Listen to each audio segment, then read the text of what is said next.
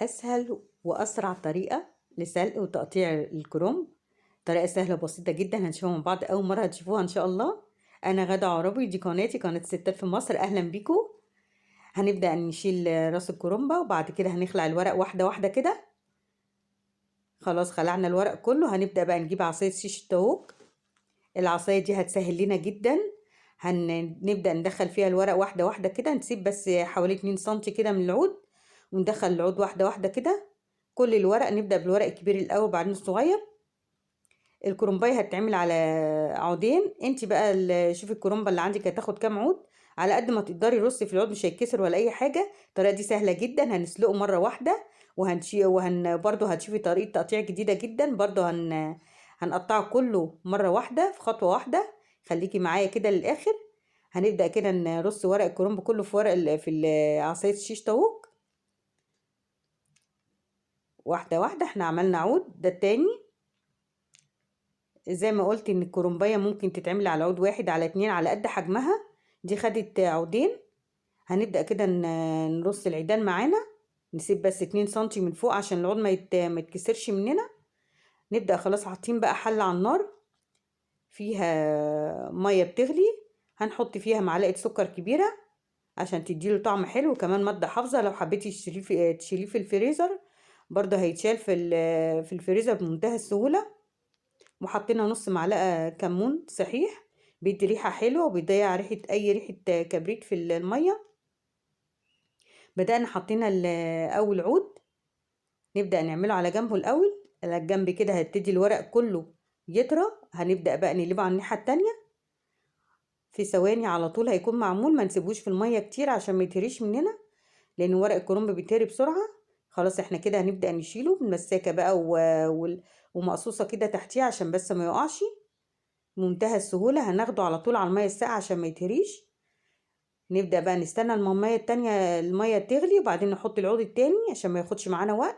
اول ما المية غليت حطينا العود التاني معانا، برضو لما يضرب نفس الطريقة هنقلبه على الجنب التاني، وهنسيبه حوالي يعني نص دقيقة كده عشان ما ياخدش وقت كتير ويتهري.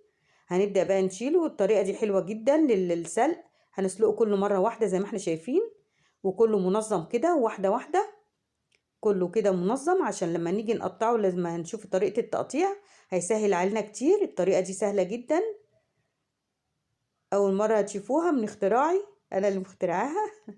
إن شاء الله تعجبكم، طريقة حلوة جدا. خلاص احنا كده قلبنا التاني عود، هنبدأ بقى نرفعه من على النار. لو انت عندك تاني بقى هتكملي الكمية كلها. أهم حاجة انت تطلعيه من المية السخنة على طول على المية الباردة في الحوض. أول ما يتصفى معانا خلاص اتصفى من المية خالص، هنبدأ بقى ناخد أول عود اللي هو الكبير. أول عود ننقي الورق الكبير الأول، نبدأ نشيل العود، هيتشال بمنتهى السهولة زي ما احنا شايفين كده. هنبدأ بقى نرص الورق واحدة واحدة كده، هنرصه كده معانا واحدة واحدة. أهم حاجة إن العيدان بالطول تبقى ورا بعض زي ما احنا شايفين، كله كده فوق بعضه لحد ما نخلص أول عود ونبتدي نفرد الورق معانا. خلاص احنا خلصنا أول عود، هناخد العود التاني اللي هو الورق الصغير، ناخده كده بالترتيب واحدة واحدة. هي للأسف بس الكرنباية دي طلعت الورق مقطع من جوه، ما طلعتش حلوة. لو الورق سليم هيديك النتيجة طبعا أحسن. هنبدأ بقى نجيب الكرنب احنا حطيناه كده فوق بعضه، هنبدأ بقى نقطع العود طريقة بسيطة. خليكي معايا واحدة واحدة كده. هنقطع ازاي؟ أول حاجة من الجنب كده ننزل علامة 7، مش للآخر، يعني أول مرة ما نزلناش للآخر لحد العيدان بس التخينة. الناحية التانية بقى هننزل للآخر خالص أهو.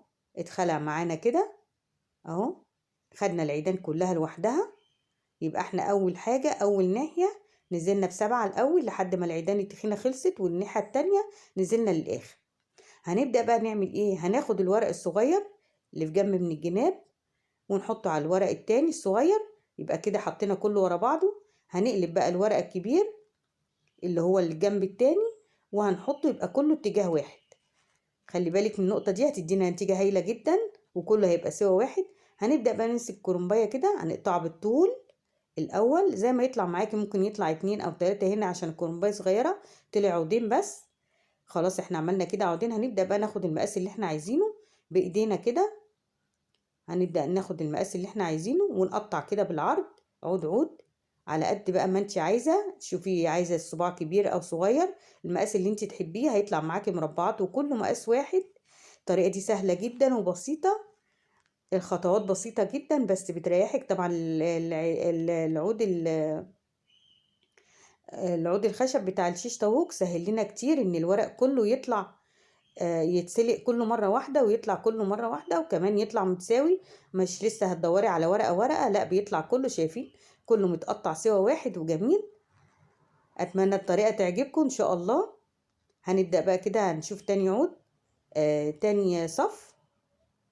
هنبدأ برضو نقطعه. ممكن عندك كرومباية تبقى كبيرة زي ما قلت، او ممكن صغيرة عود واحد على مقاس الكرومب اللي انت جايباها. هتبتدي تقطعي وتنظمي كده الورق واحدة واحدة، هيطلع معاكي متساوي زي الفل.